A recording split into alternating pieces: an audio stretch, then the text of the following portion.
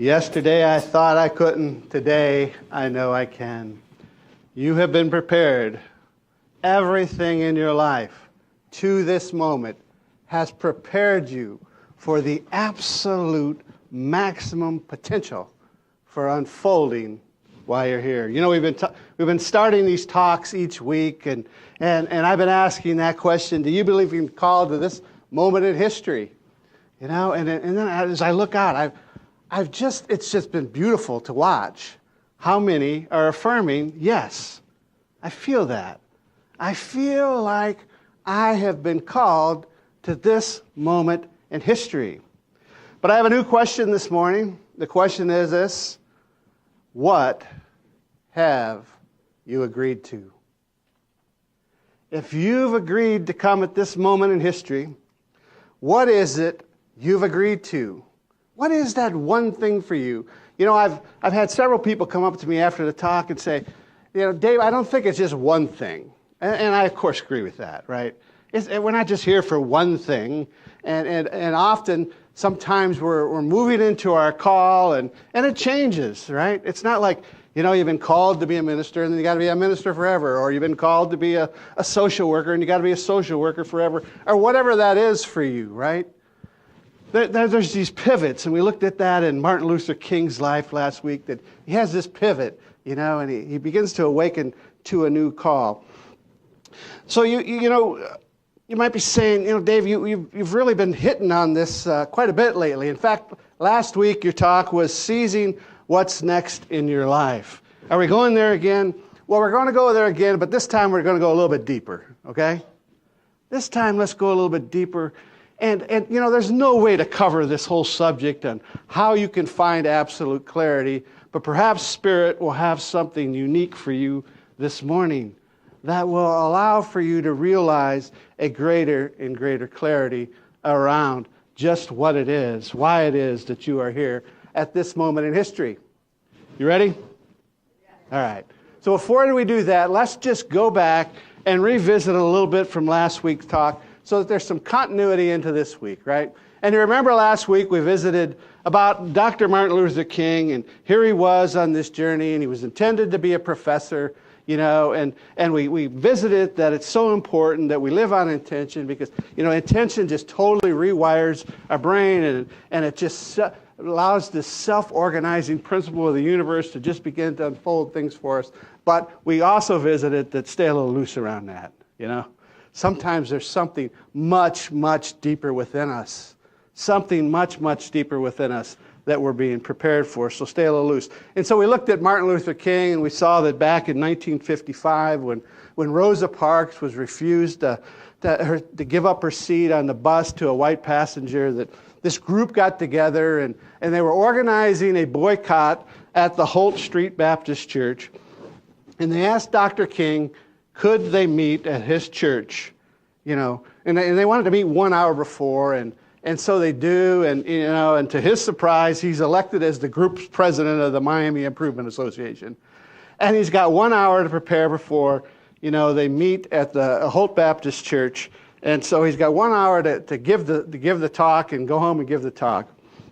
And we visited that it happened so fast for him that he started to think, you know, he got into the ego mind, and he's thinking, now wait a second, I'm divided. He was divided in mind, right? He was divided in mind, and he's thinking, wait a second, maybe we're returning injury for injury. Maybe this is all about revenge, and I don't want that for my life. I don't want that for my life. So he gets quiet, and then he has this moment of clarity come. And the clarity was this: I came to see that what we were really doing was withdrawing our cooperation from an evil system rather than merely withdrawing our support from the bus company. The bus company, being an external expression of the system, would naturally suffer, but the basic aim was to refuse to cooperate with evil.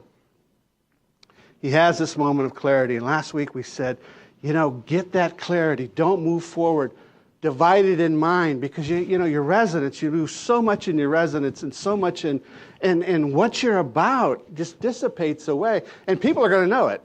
They're just going to know that you don't have clarity, that you don't have resonance, and you lose your power, right? So what did Martin Luther King really do in that moment?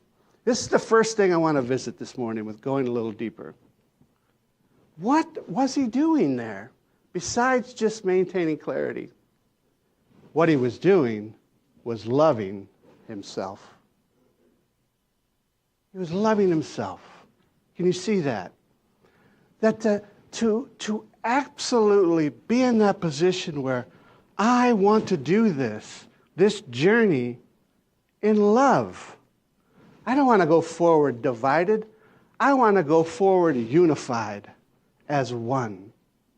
He was not only loving himself, he was loving the divine, right?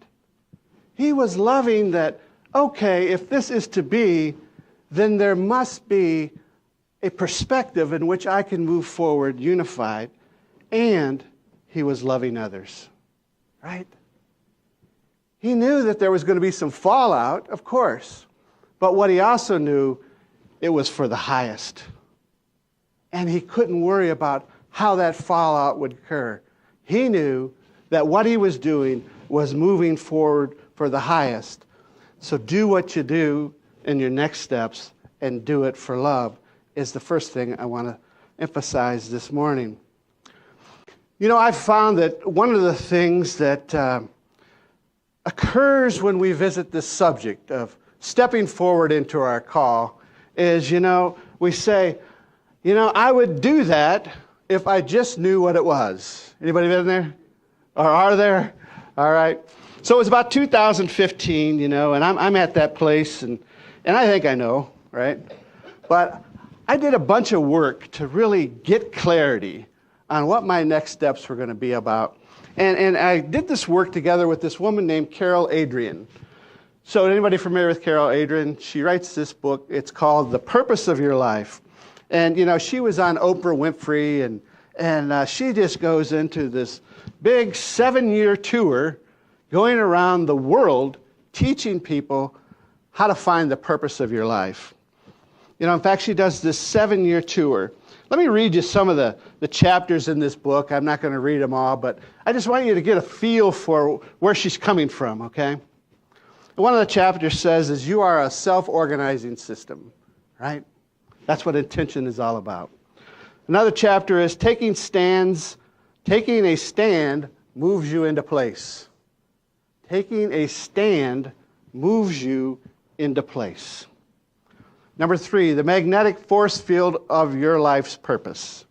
You are this field, and the whole thing will self-organize around your intentions.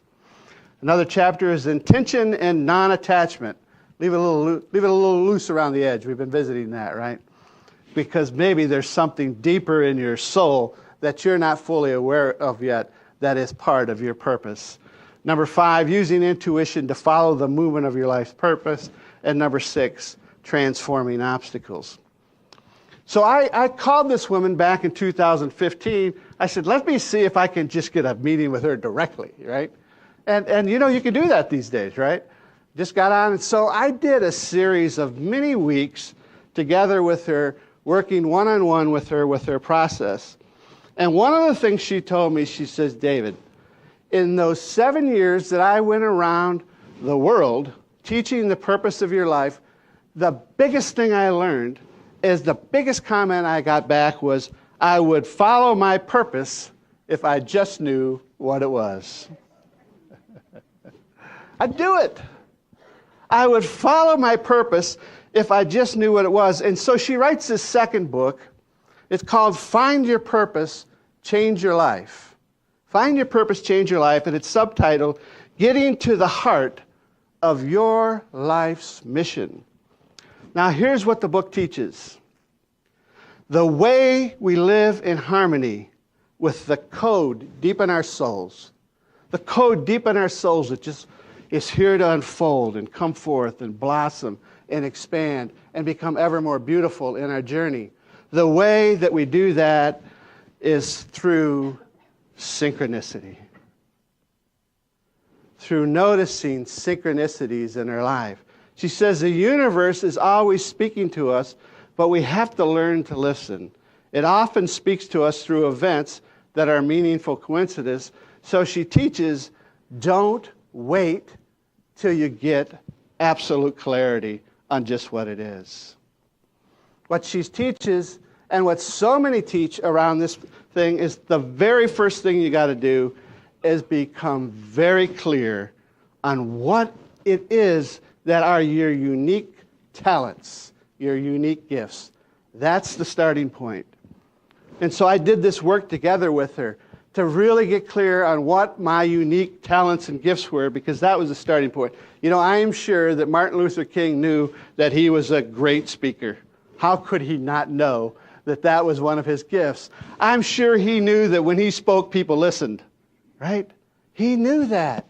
So he went out there on this journey, you know, that one day I'm going to become a professor, but I'm just going to demonstrate to you that I'm absolutely interested in people moving in journeys and their lives being transformed. And, you know, that's what I'm making my life all about. And then something through synchronicity pops into his life and begins to reveal more and more. So let me just read you a few things that happened for me. And I want to tell you about the process I used. Now, you can find your own process. This is the one I used, okay, back in 2015. I was about 55 years old at the time. So I took a couple weeks, and in my quiet time, I just started this journal of what makes me unique. What is it I can do better than anyone else in the world? Literally. I mean, think that way. Allow that to come forth for you. And so I kept this journal, I kept this list. Then I did my work with Carol Adrian. And her work is based on, like, when you come into the universe, your name, and all these other things that I work with her one-on-one. And it's really revealing what comes out of that. And then there was a third thing that I did some work with someone with, and it was something called the Human Design System. Anybody familiar with that? Human Design. There's a few, yes. Very, very powerful tool. It was put together by this name, Alan Robert Krakauer. If you want to know more about it, see me after the service, or there's several in here who know about it. You could speak with them as well. But what happened for this gentleman is he has this mystical experience and this intelligence that's far superior to anything he could ever come up with, reveals this human design to him, right? And I tell you, if you do the work on it, you're like, whoa, that's amazing that was really received, and it could dial in on just who you are. So let me just tell you what I did then is I did work to say, how am I wired up? What makes me unique? My talents and gifts. What's important for me in my personal life? Where will my success come from in life? And here's the last one. What's the final phase of my life all about? Anybody interested in that? Yeah, can I get an amen? Where's Yana when you need it? You got to get an amen. Yeah, okay. So let me just read you some from my number one, how am I wired up? You know, I don't want to reveal too much because we want to keep ourselves a mystery, right? Everybody realize that that's healthy. You don't want to tell everybody everything about yourself and what you know about yourself and where you're going in life. Keep it a mystery. It's sacred energy. So I'll share a little bit because you already know these things about me. It revealed, all of them revealed this. I'm wired to bring light to that which has been hidden. I'm here to bring new light to old understanding. I'm tuned to the cutting edge in what's unfolding. You know, it's like, have you noticed that the day of captive audience is over, right? So if the day of captive audience is over, the organizations are going to restructure themselves. They won't survive the old, hierarchy and down way. It's just not going to happen because people are no longer held captive. So it's those kind of things. My soul really wants to see things firsthand. I don't watch a lot of news. It's secondhand information. I'm interested in firsthand. I'm interested in direct experience. I'm attuned to subtleties. I'm grounded. This one is kind of fun. I loved it. They all three said this, and one of them said it this way: I'm grounded yet very interested in and open to the airy-fairy. I'm grounded in, yet interested and open to the airy-fairy. I think I'm among good friends here, right? Amen to that. We're trying to keep ourselves grounded at least, right? Yeah. So that was number one. And, really what it's saying is become really good at doing it your way. In fact, my number 4 final phase, it's the only thing I'm going to reveal to you about the final phase and what it's all about in my life. It said that it's all about getting really good at doing it your way. Do you believe that the universe supports you in doing it your way? Can you see that it's not an ego thing? It's not an ego thing.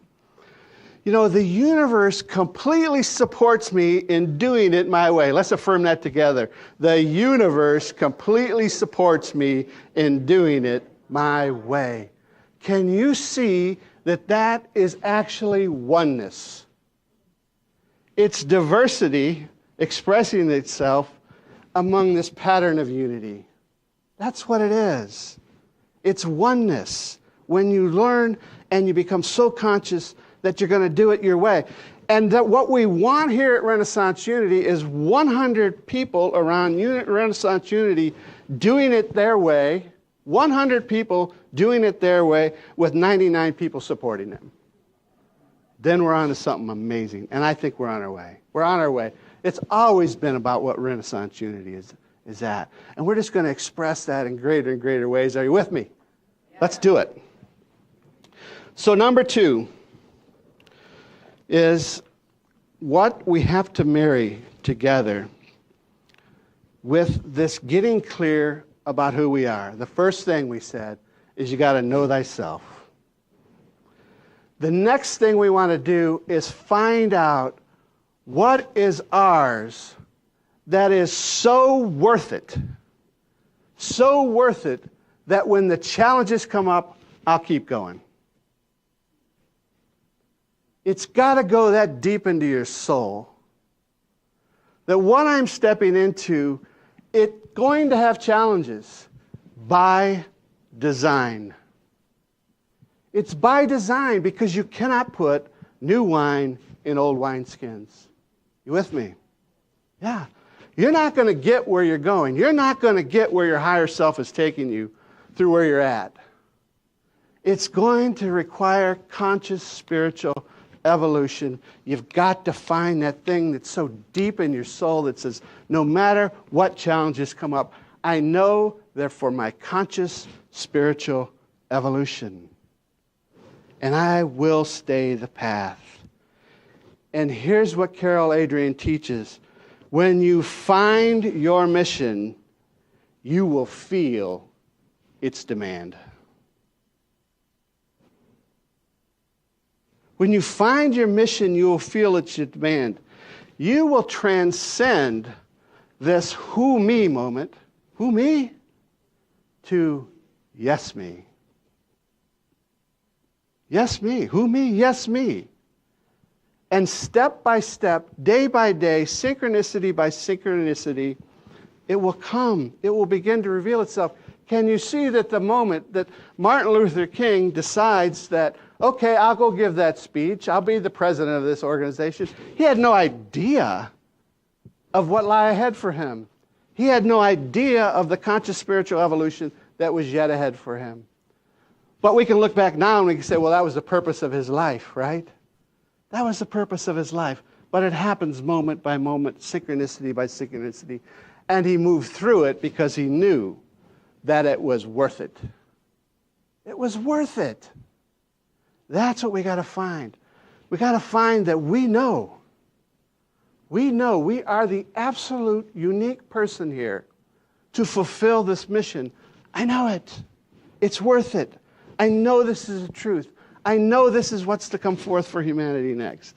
And when you find that, you will continue. If the musicians want to come forward, I'm going to begin to wrap up this talk.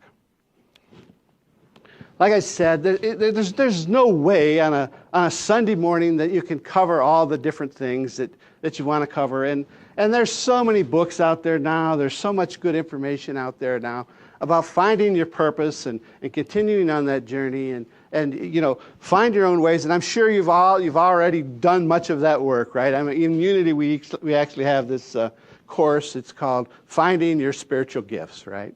And we could do that someday. But the first thing, just to revisit, is when you move forward in love of yourself, love of the divine, knowing that the divine only moves forward in ways that are the highest for all. Love others, even the haters. Even the haters, right? Ye are all gods.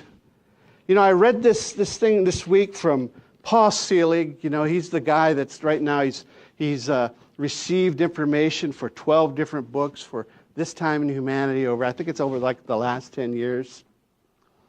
And I read this from him this week. Actually, I heard it. When you see something and then re-see it from a higher point of view, listen to this.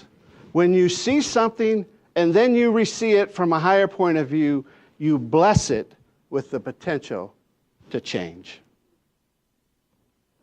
Can we see the haters from a higher point of view? Just want to be significant. Just want to be seen, however that is for them. You know, they're conditioned to that way of feeling good about themselves, however it is. But we can see that there is the potential to absolutely transform, and we can be a part of that through seeing the divinity within them. That's so key to moving forward. It's so key to realizing more and more synchronicities and revelations. Can you see that? Can you see that as you spiritually, consciously evolve, you begin to see what you've never seen before, right? And actually, you can begin to be together with others who are totally counter to what's being said here this morning, and actually feel okay. I promise you that's true. You can be with them and you will feel okay. So you have to move into that moment from who me to I'm the one. How do you find your clarity? First, know what makes you unique, and then move into just paying attention as your life moves along to those moments when you hear who me, yes me, I'm the one. Namaste. Namaste.